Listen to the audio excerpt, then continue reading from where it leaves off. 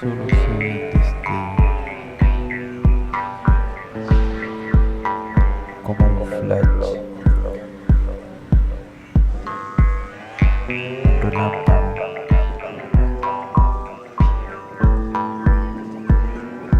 en un comienzo fue su rostro, su sonrisa, sus lágrimas de vacío.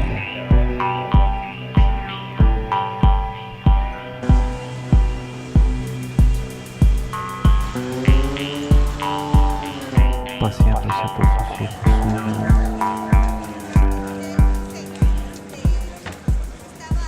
se siente feo a veces que estabas comiendo y veías la mesa, el lugar de tu papá o un familiar y decías, ahí es donde comía mi papá, ¿comerá?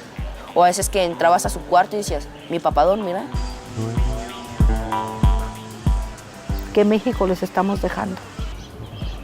Un país deshecho, un país sin futuro, un México sangrante. En el 69, cuando se empieza o se tiene conocimiento del primer caso de desapariciones forzadas en el país, y a partir de ese momento y hasta la actualidad nosotros hemos visto que no ha habido un solo periodo de gobierno en el que esta política no se haya desarrollado. solo silencio. Aquí, ¿qué podemos decir? Si se trata de gobiernos, se trata de partidos, sabemos que es el PRI, que supo manejar muy bien las cosas hasta cierta forma, o ellos creen que supieron manejar muy bien las cosas, pero no es así, ¿no?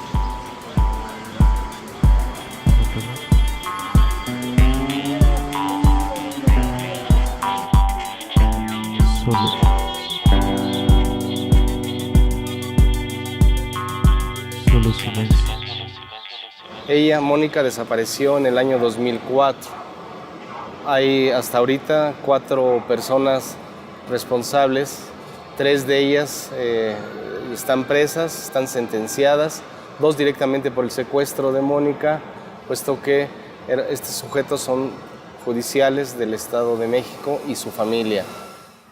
Mi hijo, Dan Yeremel Fernández Morán, actualmente de 38 años, tenía 34, cuando fue secuestrado por militares del área de inteligencia, adscritos a la 11ª Región Militar en Torreón, Coahuila.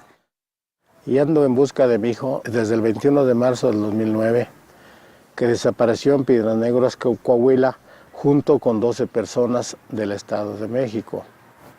Mi padre, como su compañero Gabriel Alberto Cruz Sánchez, fueron desaparecidos en un operativo militar que hubo en la ciudad de Oaxaca, en donde participaron elementos del ejército mexicano, la policía estatal y municipal.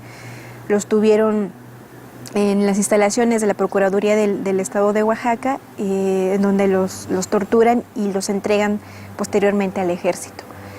Es lo último que sabemos. Después se pierde la información del ejército que hizo con ellos.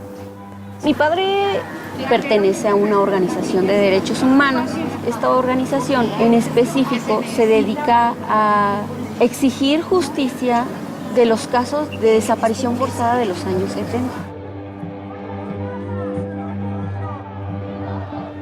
Cuando mi papá desaparece, estaban impulsando una ley contra la desaparición forzada en el estado de Michoacán. Y también mi papá, a su vez, apoyaba a la defensa en contra de la privatización de las tierras comunales del lago de Sirahuén, allá en Michoacán.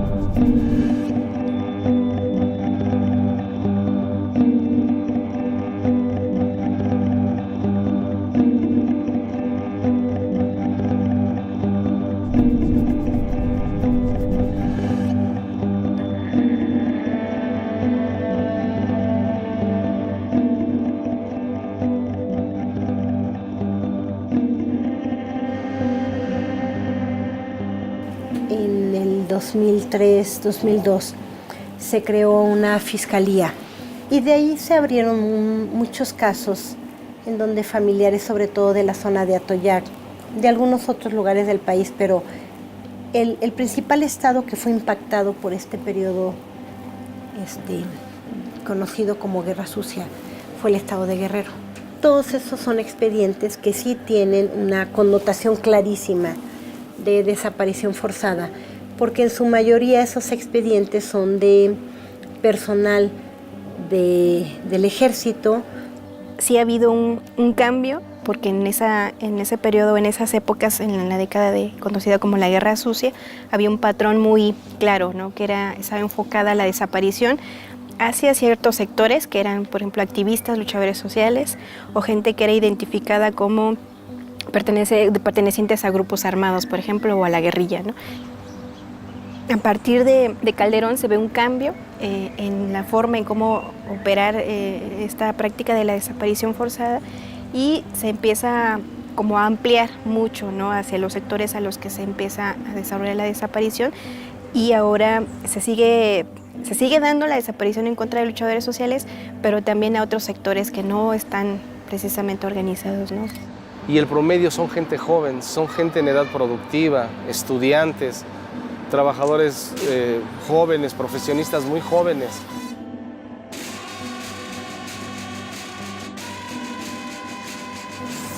Se implementa el operativo Conjunto Michoacán, que fue el primer estado en la República. Fue en diciembre del 2006. Empieza todo un acoso primero para el sector organizado, para las organizaciones, para los sindicatos, para personas que se estaban organizando. Y posteriormente empieza el incremento hacia sectores de la población, ¿no? Que no tienen nada que ver en algún movimiento, y sí empieza un alarmante crecimiento de desapariciones forzadas, ejecuciones, detenciones arbitrarias allí en el estado de Michoacán. Primeramente está la desaparición forzada, porque son secuestrados ya sean por autoridades o por organizaciones criminales. La desaparición, que ya entra bastante la trata de personas, que es algo que está golpeando bastante a los migrantes. Antes eran solo mujeres para la explotación sexual, pero ahora estamos viendo que también los hombres están siendo víctimas de la trata. Parecería que no deja blindado por exclusión a ningún grupo. Y esa, yo diría, arbitrariedad en la cual la desaparición y la ausencia ha impuesto su yugo a las familias en México, es tal vez parte del signo del tiempo presente. Cuando se hizo la marcha, la primera marcha en enero del año del 2004, yo me sentía de alguna manera que no era mi asunto el secuestro, porque yo no soy una persona rica, yo no soy industrial, yo no tengo muchas propiedades, ni siquiera soy comerciante que tenga negocios o manera de obtener dinero. Soy un simple profesionista y yo me creía ajeno a ello. Pero con tristeza veo que cada vez hay más gente que desaparece y son de diferentes tipos de estratos sociales. No solamente la gentes de encumbradas o políticos que son secuestrados, sino también son gente común y corriente, como tú, como yo, como cualquiera.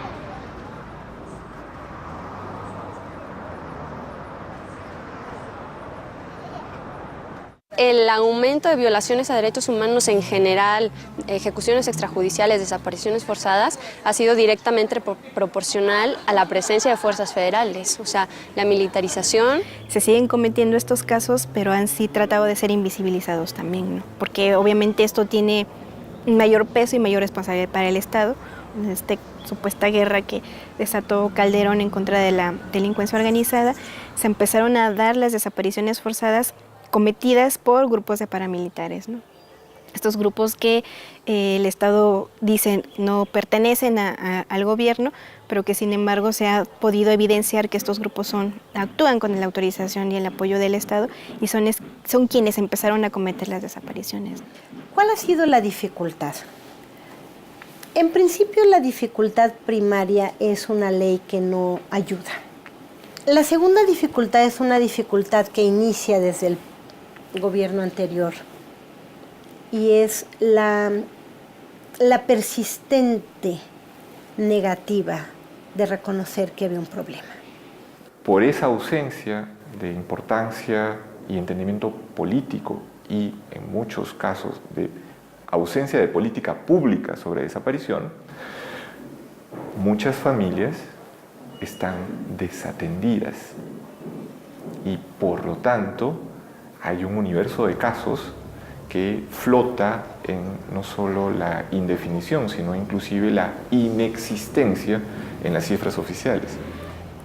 A mí personalmente, como yo tengo relación directa con las familias, a mí no me gusta hablar de cifras, porque para mí no es una cifra lo que platico con doña Mari, o no es una cifra lo que platico con Brenda, o no es una cifra lo que platico con este y con esta y con aquel y con ellos, y que para mí son sus seres queridos, su familia.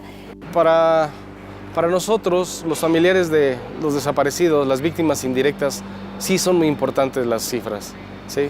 Las cifras reflejan la realidad y el gobierno federal y el gobierno en general, estatal, federal, pues ocultan las cifras, las maquillan. La realidad es que cada vez desaparecen más y no hay aparecidos. El gobierno anterior por lo menos tuvo la delicadeza, aunque nos tomaba como daños colaterales, pero por lo menos tuvo esa delicadeza de dar o mantener, sacar a la luz lo que estaba pasando, aunque como daños colaterales. Pero este señor presidente dice que va a depurar. Es falso lo que se está diciendo, que se está encontrando gente. No es cierto. Esto lo está haciendo el gobierno federal precisamente para dar otra imagen de nuestro México. Porque las desapariciones siguen, las masacres siguen, la sangre sigue derramándose y al parecer ya en México ya no está pasando nada.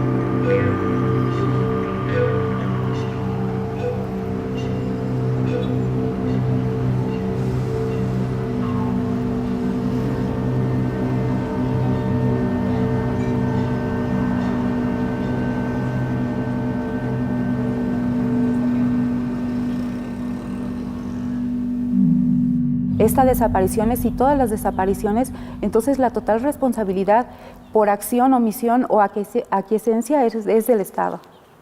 La documentación nos ha permitido poder determinar el involucramiento de autoridades en muchos de los casos, de la mayoría que son jóvenes que se han llevado.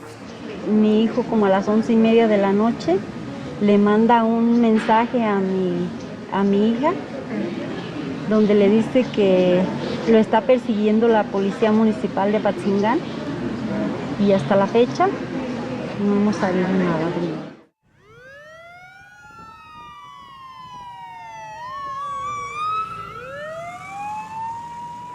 La mayoría de los delitos de desaparición están ligadas gentes del gobierno, de bajo o alto nivel, sean un simple policía de la esquina hasta un senador.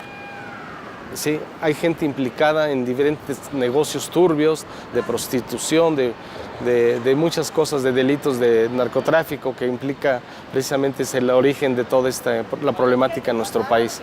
¿Sí? La delincuencia organizada, como dijo el padre Solalín, de todo por el maldito dinero.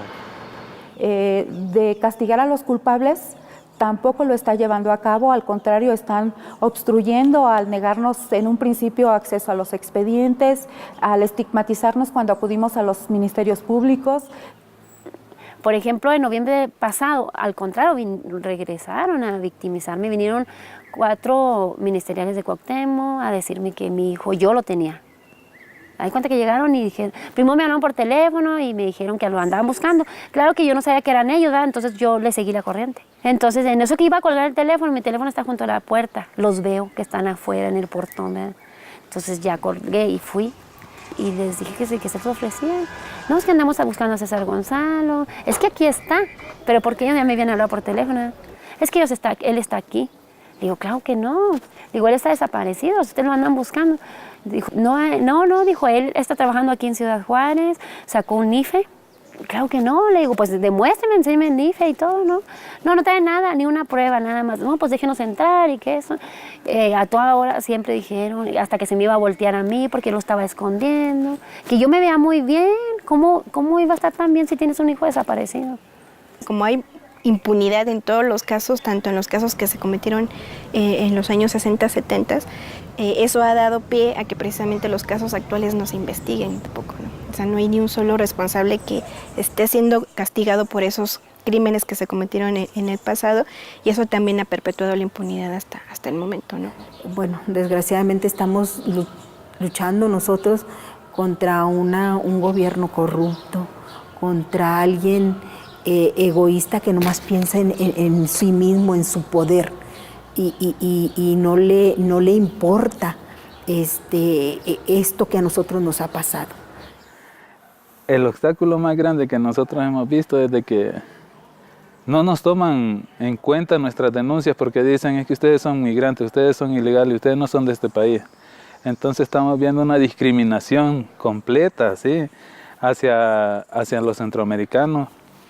Es fuerte porque te da como un mensaje, o pretende dar un mensaje de desaliento hacia las familias, ¿no? Y que eso a la larga te va causando un proceso de revictimización también, ¿no? Que duden incluso de la propia existencia y de la vida de tu ser querido. Si uno a veces no tiene como claridad, ¿no?, de cuál es la intencionalidad del Estado, tanto al cometer la desaparición como en las respuestas que te da, entonces eso sí provoca el desánimo, muchas veces la desesperación y el abandono de la lucha de los familiares, ¿no?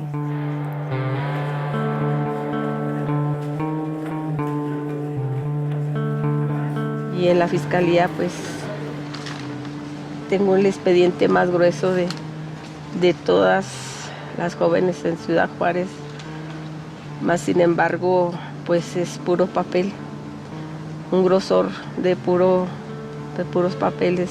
Pusimos la denuncia y ellos nos hablaban y que estaban trabajando y todo eso. Después de un tiempo caemos en la desesperación, que no pasa nada, vamos, investigamos y resulta que no han hecho nada, ¿no? Que el expediente incluso está perdido, que está traspapelado.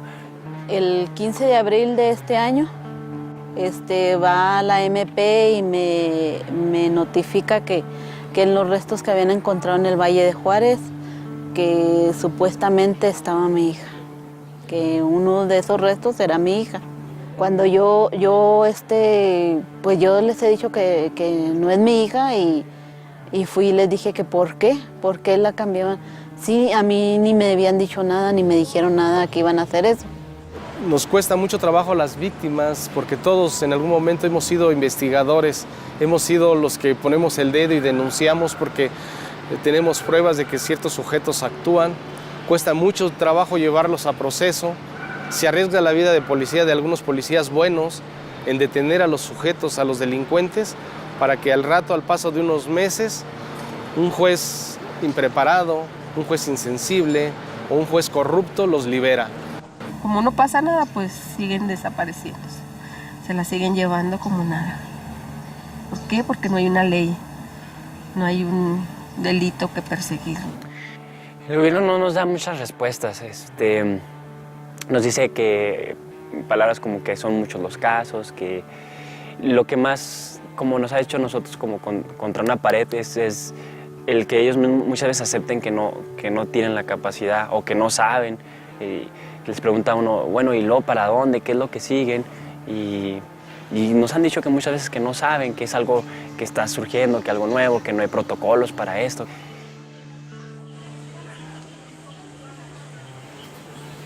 Una desaparición que se comete por una autoridad para la sociedad es terrible. Si tú sabes que quien te va a proteger es el policía, que quien te va a proteger es el militar, y resulta que el que comete el acto de privación ilegal de la libertad de tu ser querido o de ti mismo es un policía o un militar, el impacto de indefensión, de desamparo es mayor. Las mismas autoridades reconocen y han reconocido en las mesas de interlocución que tienen gente en sus instituciones que está corrompida o infiltrada. Pues él siempre me dijo, señora, es que aquí no podemos hacer nada. Señora, es que aquí los militares son muy herméticos. Señora, seguramente la tienen los militares y pues no podemos hacer nada.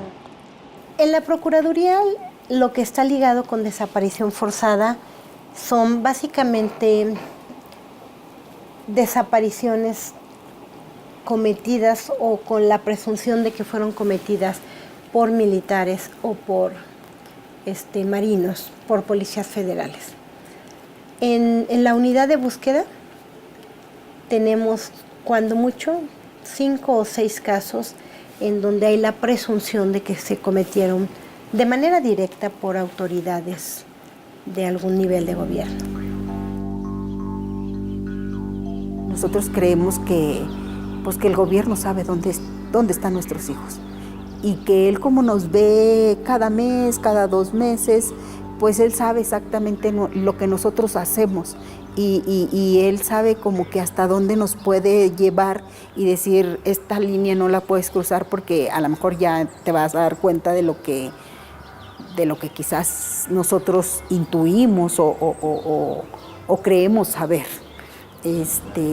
Pero es por eso que nosotros tenemos la desconfianza del gobierno.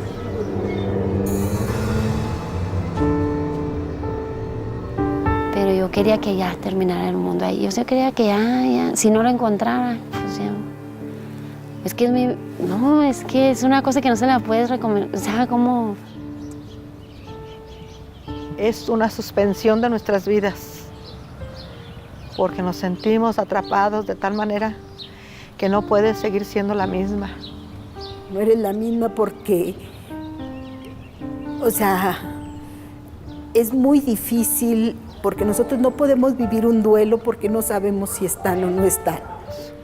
A nosotros nos han sentenciado, al no poder abrazar a nuestros hijos, al no tenerlos cerca, a abrazar esos pedacitos de cartón que siempre llevamos consigo. Cuando uno come, uno se pregunta si mi hijo come. Cuando yo duermo, me pregunto, ¿mi hijo estará protegido? ¿Mi hijo estará cubierto? ¿Estará pasando frío? Es un pensar constante, es una angustia constante. A eso nos ha sentenciado la sociedad, el gobierno y estos desgraciados que se llaman delincuentes. Hemos visto de que la mayoría de familiares presentan hipertensión, diabetes. Entonces, estamos viendo el deterioro de la salud de los familiares. El aspecto psicológico es el otro. Hay familias en las cuales han llegado al punto de sentirse culpables porque dicen, ¿para qué lo dejé ir? Pude haber hecho más por detenerlo. Pero pues la ciudadanía pues, no comprenden, nos tratan mal, hasta la misma familia recibimos, ¿cómo le diría? Desprecio. Ya no tienes, como quien dice, hasta se pierde el derecho de la voz de platicar porque te da hasta miedo platicar. Ahí va, mira, ahí va el chavalo que le levantaron el papá. No te le arrimes porque a lo mejor le va a pasar algo. A lo mejor se lo van a llevar a él también. Y ahí es donde se quedan unos, más bien aquí te quedas sin amigos. Esas mujeres, esas muchachas que están sin sus esposos, no tienen un lugar ante la sociedad, no tienen un nombre, cómo llamarlas, cómo identificarlas, porque les repito, no son solteras, no son viudas, no son separadas, ni son tampoco abandonadas por sus esposos, porque ellos no las abandonaron. Eso es lo que deja marcado una desesperanza en los jóvenes o a veces rebeldía, mucha rebeldía. Le dice mi nieto a su otra abuela, al ver que fueron a la tumba del papá de ella, le dice, tú tienes a dónde llorarle a tu papá, y yo, ¿dónde le lloro? Pero, o sea, ¿cómo voy a dejar de buscar si él era mi papá? O es, no sé si estará vivo o muerto. Es como si caminara uno sin fin, caminando y caminando y caminando sin retorno.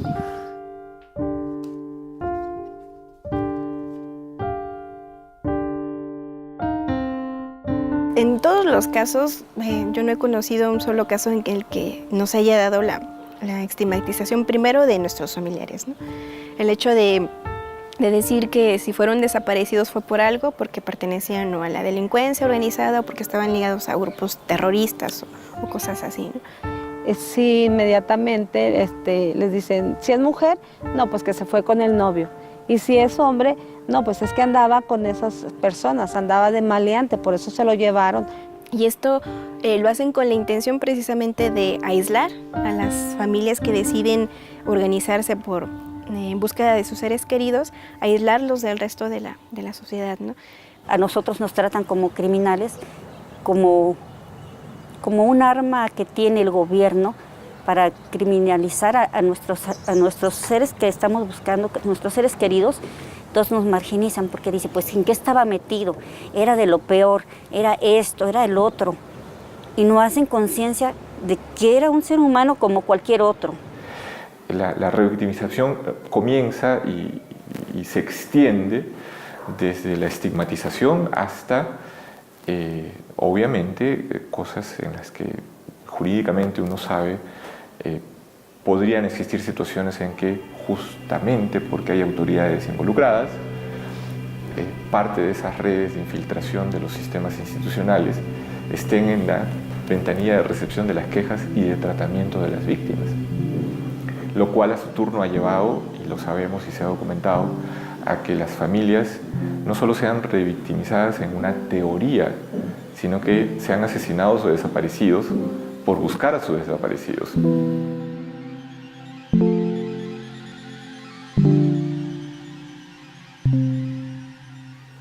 Nosotros tenemos casos en los cuales a las familias las han ido a balacear porque les están diciendo retira la denuncia, si no tu familia va a pagar todo esto.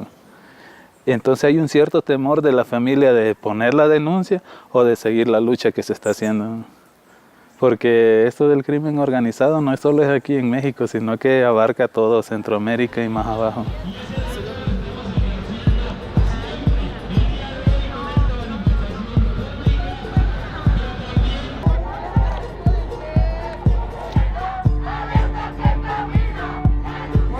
Se lo llevaron. Porque vivos se lo llevaron.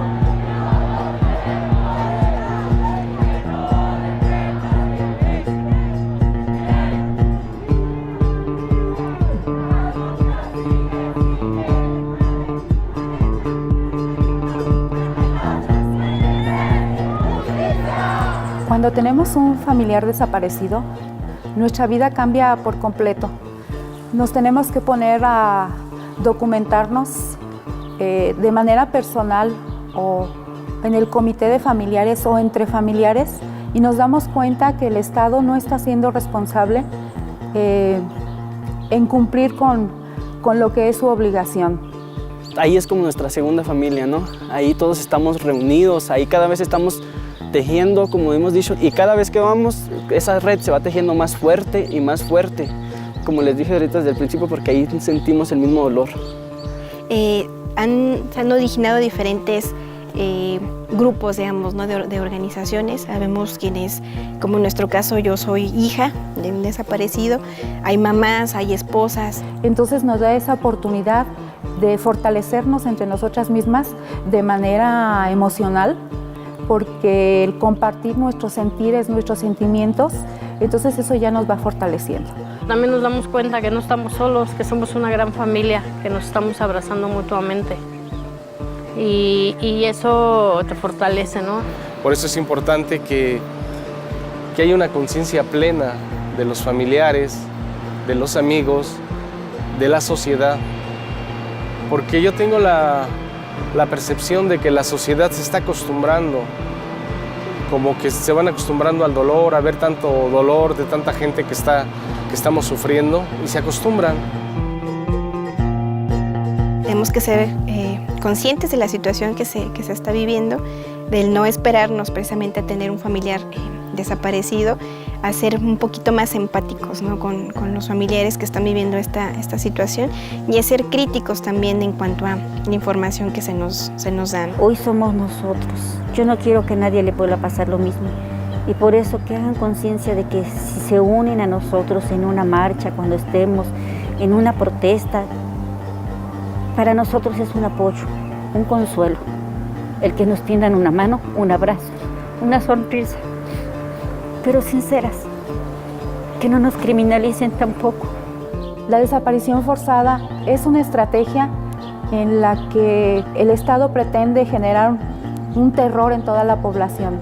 Es importante que no nos quedemos callados, es importante decir ya basta, es importante no ser cómplices del mismo Estado. Aquí ya se trata de exigir primeramente los derechos de nuestros familiares que están desaparecidos aquí en territorio mexicano, así como también de exigir los derechos de nosotros como familiares. Nosotros decimos que la muestra más clara de voluntad y que es nuestra principal exigencia es presentando a los desaparecidos, ¿no? O por lo menos ir dando muestras claras o indicios de dónde pudieran estar.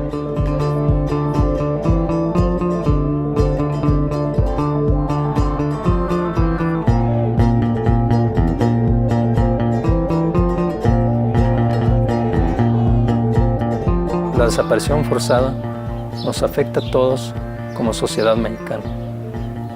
La desaparición forzada es una política de Estado. El gobierno está acabando con el futuro de México.